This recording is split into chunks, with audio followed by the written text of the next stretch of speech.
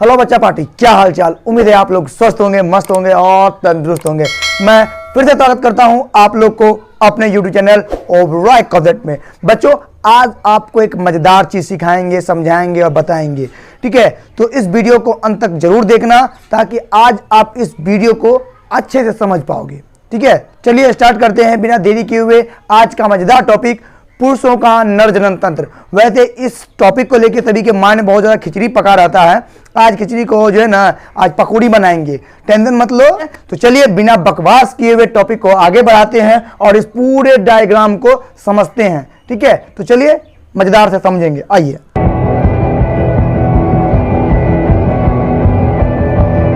देखो ये पुरुषों का नर जनन अंग होता क्या है। देखो यहां पर मेल और फीमेल दो पार्ट होते हैं। ये नर जनन अंग जो होता है, देखो नाम से ही पता चला है, वो नए संतान को जन्म देने की क्षमता रखता है। ये टॉपिक उसी बेसिस पे आधारित है। ठीक है ना, तो इस टॉपिक के बारे में मजेदार मजेदार पॉइंट सब हम जानने वाले हैं। तो देखो पूरा वीडियो को समझो। ये कुछ पॉइंट यहाँ पर लिख रखा है, आज इन्हीं सब पॉइंट के बारे में डिस्कस करेंगे। ठीक है, मतलब वार्तालाप करेंगे, थोड़ा थोड़ा हिंदी भी हो जाए। ठीक है ना, वार्तालाप करेंगे। तो ये सारे के सारे पॉइंट को जो हम समझेंगे, उससे पहले ये डायग्राम को समझते हैं। ये डायग्राम आप देख रहे हो, यह है नर जनन अंग। किसका है भैया? तो यह है पुरुषों का नर जनन अंग। अब इस नर जनन अंग में कुछ खिचड़ी बिरयानी पकता है। वो पकने के बाद जो प्रक्रिया होता है, जिसमें लड़का जो होता है वो ग्रोथ करता है, बड़ा होता है, तो उसी के कारण इसी में कुछ हार्मोनल भांडना, समझ रहे हैं ना, कुछ उसमें मतलब खिचड़ी उचड़ी पकते रहता है, उसके कारण इसका फंक्शन काम करता है। तो आज उस फंक्शन को समझते हैं। ठीक है ना, तो चलिए स्टार्ट करते हैं इस टॉपिक को मजा से। देखो ये शुक्र नर जनन अंग जो है, यह क्या करता है, हमारे शरीर में, पुरुषों के शरीर में खासकर मजबूती से काम करता है। यह पुरुषों का सबसे महत्वपूर्ण अंग होता है। बिना इसके पुरुष कहलाएगा भी नहीं। ठीक है ना, क्योंकि अगर इसे ही वो अंग है जहां पर एक लात लगता है तो बहुआ हड्डी गुल, मुंह दांत आंख कान फेफड़ा बाहर आ जाता है। ठीक है ना, ये वही अंग है। तो महत्वपूर्ण अंग हुआ ना, यही अंग हो गया। देखो इस अंग में तो जो इंपॉर्टेंट पॉइंट निकल के आता है वह होता है, सबसे महत्वपूर्ण अंग होता है वृषण। ठीक है, वृषण क्या होता है हम उस पर चर्चा कर रहे हैं, करेंगे। फिलहाल हम आगे से स्टार्ट करते हैं, ऊपर से स्टार्ट करते हैं। मूत्राशय इस नर जनन अंग में कुछ महत्वपूर्ण भाग होता है। ठीक है, जैसे तुम्हारे आंख नाक कान मुंह है ना, सबका अलग अलग काम है ना, उसी प्रकार से शरीर, आदमी के शरीर के अंदर भी बहुत महत्वपूर्ण काम सब होता है, अंग होता है जो अलग अलग काम को करता है। समझ में आया बच्चा? अब देख, ये सबसे ऊपर, इसमें कुछ महत्वपूर्ण जनन अंग है जिसका उपयोग करके पुरुष जो है एक नए संतान की जन्म दे सकता है। मजेदार टॉपिक है बुआ, देखते रहो ना। ये शुक्राशय, मूत्राशय, यहाँ पर मूत्र जमा रहता है। शुक्रवाहिका, पूरा अस्त्र ग्रंथि, मूत्रमार्ग, प्रत्युष, शिशन, वृषण कोश, वृषण, अधिवृषण, कापर ग्रंथि, स्नकल, सखनल नलिका, शुक्राशय, मूत्र नली, ये सब कुछ अंग है जिसके कारण ये पूरा नर जनन अंग तैयार होता है। ठीक है, अब देखो इसमें तुमको कुछ हम मजेदार पॉइंट बता रहे हैं, वो इस प्रकार के, इनके सबके काम जानते हैं। ठीक है ना, तो इनके काम में सबसे पहले आता है वे वृषण आता है। ठीक है ना, तो वृषण का क्या काम है हम समझते हैं। वृषण जो होता है नर जनन अंग का वो भाग है जो शुक्राणु का निर्माण करता है। याद रखना, वृषण में ही शुक्राणु का निर्माण होता है। ये बात दिमाग में अटा करना। स्पर्म, ठीक है ना, स्पर्म जिसको कहते हैं, इसी का स्पर्म का निर्माण कहाँ होता है? तो ये पुरुषों के नीचे, ये जो लटका रहता है पुरुषों के उदर गुहा, मतलब पेट के दोनों जांघ के बीच, मतलब जो नीचे जो मांसल रचना लटका रहता है, उसी के अंदर शुक्राणु का निर्माण होता है।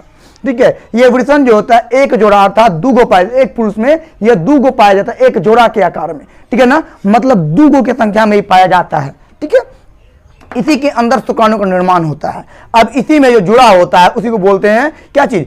अधिवृषण। इसी के अंदर ऊपर से अधिवृषण की पॉइंट चली होती है। ठीक है, चलिए, ये अधिवृषण को एपिडिडाइमिस कहते हैं। अधिवृषण का काम क्या है? देखो अधिवृषण जो होता है, ये इस वृषण के चारों ओर बना हुआ एक थैला होता है। तू मार्केट जाता है ना थैला लेके, उसमें गाजर, भिंडी, बैगन, कदीमा, कदुआ सब देता है ना, उसी प्रकार से ये वृषण जो होता है उसी अधिवृषण में जमा रहता है, बना हुआ रहता है। ये अधिवृषण का काम क्या है? इस वृषण को सुरक्षा देना, बाहरी आघात से बचाना। मांस का रचना होता है। ठीक है, लंबा लंबा पतला पतला मांस का रचना होता है। ठीक है ना, इसी का बना होता है ये अधिवृषण। अब इसके अंदर होता है जो खाली स्थान है उसको वृषण कोश बोलते हैं। वृषण रहता है वृषण कोश में, और उस वृषण कोश की जो बाहरी परत है उसको बोलते हैं अधिवृषण। ठीक है, उसके बाद आता है शुक्रवाहिका। ठीक है, शुक्रवाहिका क्या है? शुक्रवाहिका वह भाग है जो क्या करता है, पुरुषों में शुक्राणु को निर्माण करके उसको श्वसन के माध्यम से, प्रत्युष के माध्यम से शरीर के बाहर भेजने का काम करता है। कोई दिक्कत नहीं, वेरी गुड, समझ में आएगा, दिक्कत वाला बात ही नहीं है। मूत्राशय, मूत्राशय वो भाग, ये इसी बात बताया ना, मूत्राशय ये क्या है? यूथेरा, यूथेरा जो होता है जहां पर मूत्र जमा होता है।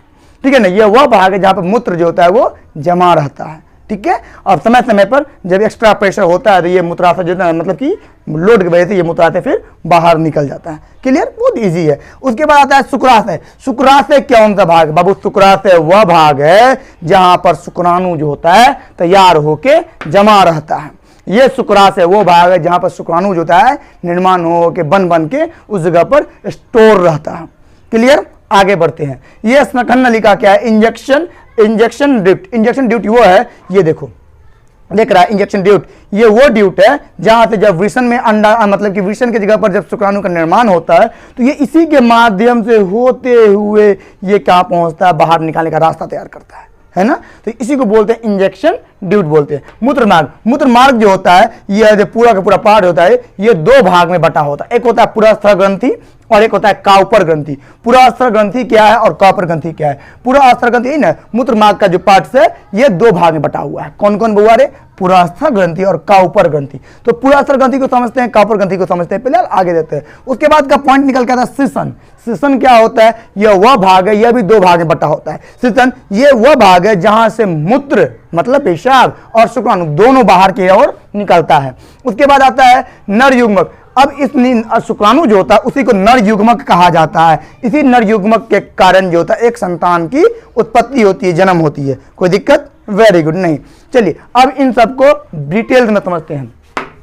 देखिए ये कॉपर ग्रंथि जो होता है, मूत्र समझाया मूत्र जमा होता है, शुक्रवाहिका समझाने से शुक्राणु जमा होता है। ये पुरास्त्र ग्रंथि क्या है बाबू? पुरास्त्र ग्रंथि जो होता है स्नखन नलिका का पार्ट्स होता है। ठीक है, मूत्रमार्ग का दो, मूत्र का स्नखन नलिका नहीं, मूत्रमार्ग का दो पार्ट्स होता है, पुरास्त्र ग्रंथि और कॉपर। बाबू इस पुरास्त्र ग्रंथि और कॉपर ग्रंथि को इतना हल्के में मत लो।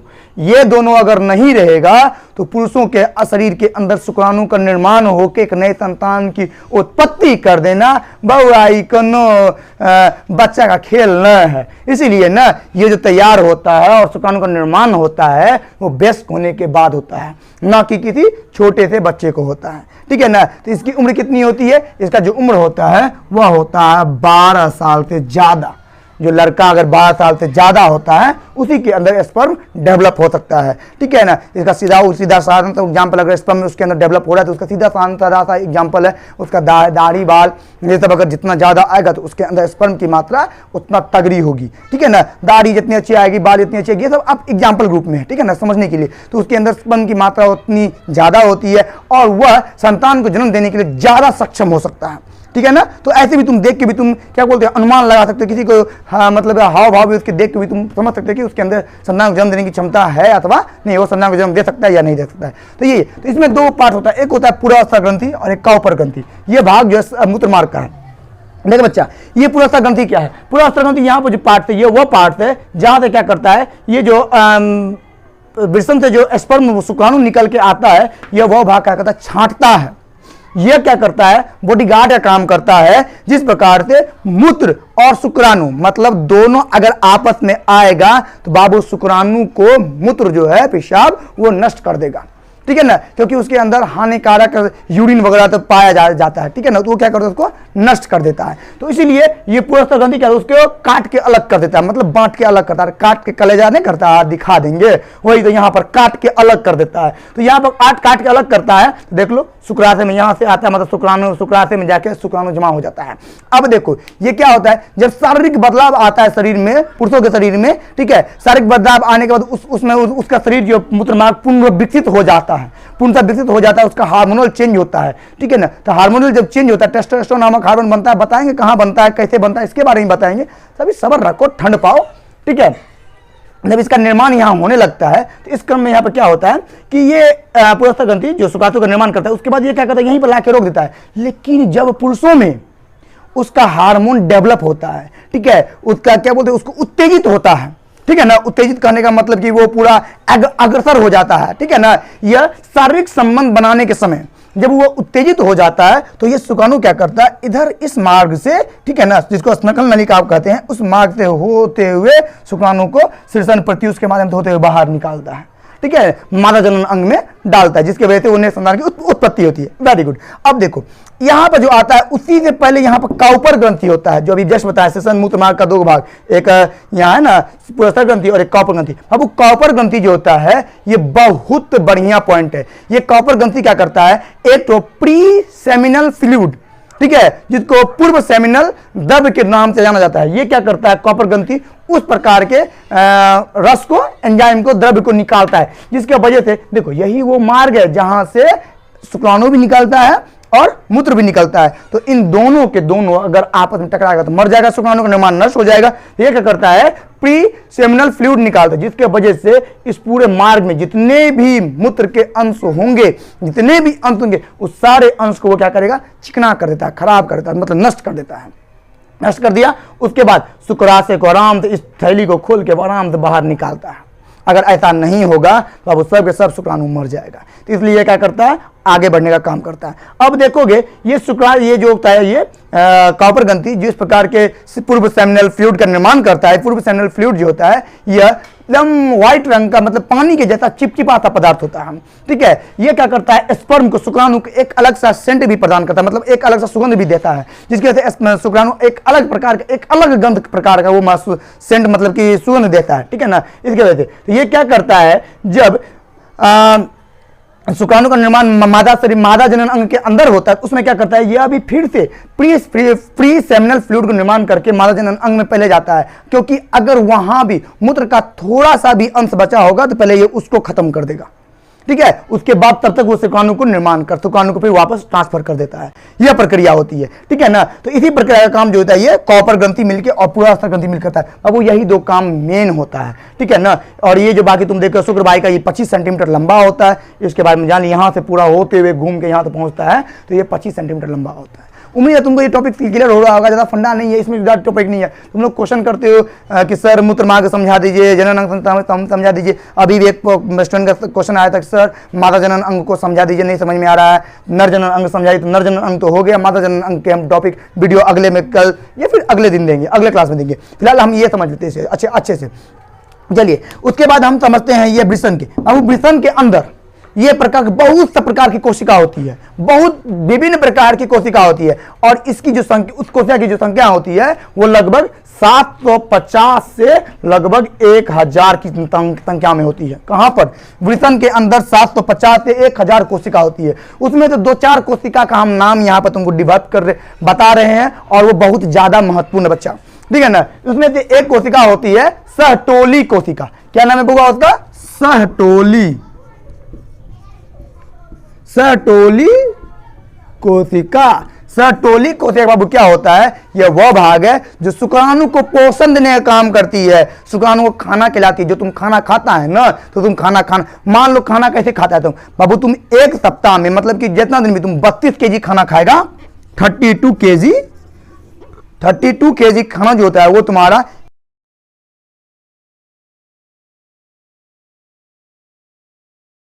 और 1 यूनिट ब्लड जो होता है वह आपस में फिर से जलकर क्या करता है,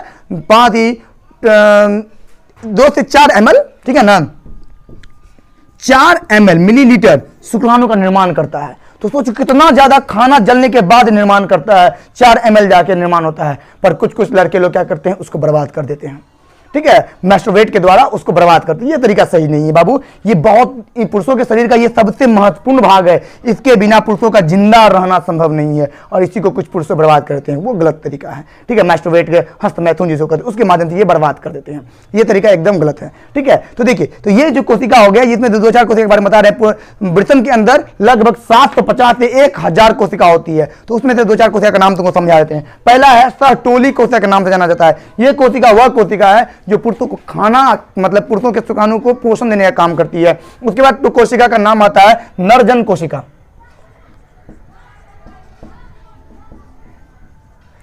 नरजन कोशिका। बाबू ये वो नरजन कोशिका है जो शुक्राणु का निर्माण करती है। वृषण के अंदर पाई जाने वाली नरजन कोशिका ही शुक्राणु का निर्माण करे छे।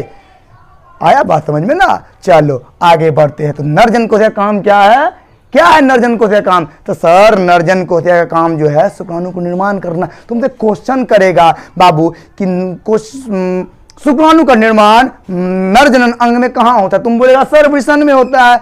बहुत बढ़िया, लेकिन वृषण में किस कोशिका के माध्यम से होता है? आज से पहले तुमको इसका जवाब नहीं था पता, नहीं न रहो पता, आए पता भाई गलो तोरार के कि नरजनन कोशिका जो है ये क्या करता है? शुक्राणु का निर्माण करता है। शुक्राणु निर्माण होता है। शुक्राणु का आकार कैसा होता है? शुक्राणु का आकार एकदम आगे में मोटा सा और पीछे में पतला सा ऐसा होता है, ठीक है ना? ऐसा होता है शुक्राणु निर्माण। इसी प्रकार शुक्राणु का निर्माण करता है। ये बहुत छोटा होता है, ठीक है? पुरुष जनन का सबसे छोटा कोशिका जो होता है यही कहलाता है, ठीक है ना? आगे इसी प्रकार समझते थे विभिन्न पॉइंट के। उसके बाद आता है लीडिंग कोशिका। एक है कौन सी कोशिका? सर्टोली कोशिका। अब एक है नरजन कोशिका, एक है लीडिंग कोशिका। क्या नाम हुआ? लीडिंग कोशिका। बाबू लीडिंग कोशिका वह कोशिका है जो सर्टोली कोशिका से पहले जो नरजन कोशिका शुक्राणु का निर्माण करती है, सर्टोली कोशिका उसका पोषण करती है। और लीडिंग कोशिका जो है पुरुषों के अंदर टेस्टोस्टेरोन नामक हार्मोन्स को बनाने का काम करती है। आया बात समझ में? तो टेस्टोस्टेरोन नामक हार्मोन जो होता है वृषण के अंदर पाए जाने वाला कौन सा? लीडिंग कोशिका का से बनता है। में आया ना? अरे समझो न जी। देखा अभी ज्यादा देर भी नहीं हुआ है, लेकिन इतने देर में तुमको हम ढेर सारा क्वेश्चन तब दे दिए हैं जो तुम अगर किसी से पूछ दिया बउआ तो उसका हलवा टाइट हो जाएगा, उसका फलनमा बट जाएगा। तो तुम चिरनमा का काम करो। देखो ये ड्राइंग समझा दिए, इसमें तुमको पॉइंट समझा दिए। अब नर युग्मक जो होता है, नर युग्मक शुक्राणु को कहता है। शुक्राणु का आकार लगभग ऐसा होता है। इसके अंदर दो पार्ट होता है, एक शीर्ष पार्ट, एक तो पूंछ का पार्ट। शीर्ष पार्ट के अंदर सारा का सारा इंफॉर्मेशन कलेक्ट रहता है, मतलब एक संतान से दूसरे संतान बनने की प्रक्रिया। और ये पूंछ पार्ट जो होता है ये करता है स्पर्म को शुक्राणु को आगे बढ़ने में, स्पीड गति प्रदान करने में मदद करता है। अब इतना को पॉइंट तुमको समझ में तो आ गया होगा, कोई दिक्कत बचा नहीं होगा। हमको नहीं लगता है तुमको इसके अलावा बचा होगा। इसमें तुमको शुक्र वाहिका का बताई दी, 25 सेंटीमीटर लंबा होता है, मूत्राशय में मूत्र का निर्माण होता है। एक बार फिर से रिकॉल कर लेते ताकि तुमने आज क्या सीखा। शुक्राशय सेमिनल वेसल्स, ठीक है? शुक्राशय ये वो भाग जहाँ पर शुक्राणु जमा रहता है, वृषण में बनने का शुक्राणु कहाँ जमा रहता है? शुक्राशय में, इस जगह पर। Very good. अस्नकल नली का जो इंजेक्शन ड्यूक्ट होता है वो क्या होता है? एक मूत्र मार्ग होता है और एक शुक्रवाहिका होता है, ठीक है ना? इन दोनों से मिलकर बना होता है, ठीक है? ये अस्नकल नलिका। अब अस्नकल नलिका के बाद आता है मूत्र मार्ग, जिधर से ये मूत्र मार्ग जिधर से मूत्र का बाहर निकलता है। तो वह दो भाग में बटा होता है, एक होता है पुरस्थ ग्रंथि और एक होता है काउपर ग्रंथि। तो पुरस्थ ग्रंथि का काम बता ही दिए, काउपर ग्रंथि का भी काम बता दिए। बाबू काउपर ग्रंथि से निकलने वाले द्रव का नाम क्या है बताओ? प्री सेमिनल फ्लूइड, ठीक है? पूर्व सेमिनल द्रव के नाम से जाना जाता है इसको। ये काम क्या है इसका? तो स्पर्म के शुक्राणु के आने से पहले मूत्र के अंदर जो खतरनाक चीज रहता है उसको नष्ट करना, ठीक है? बहुत इजी टॉपिक था। अरे कुछ था ही नहीं बचा हुआ इसमें। चलिए अब हमको लगता नहीं है आपको इसमें कुछ बचा होगा। चलिए देखो यहां तक समझ गया, कोई दिक्कत फंसा नहीं तुमको। कोई दिक्कत होगा अभी तो तुम अब कमेंट करना। अगर यह वीडियो तुमको अच्छा लगा तो लाइक करना, अपने दोस्तों के साथ शेयर करना। अगर इस वीडियो के अंदर तुमको कुछ भी समझ में नहीं आया होगा तो बउआ मेरा सुगा मेरा तनिगो कमेंट कर देना और उस कमेंट का रिप्लाई हम कर देंगे। तुम अपने दोस्तों के साथ इसको शेयर करो। तब तक के लिए जय हिंद, नमस्कार। मिलते हैं अगले वीडियो में, बाय।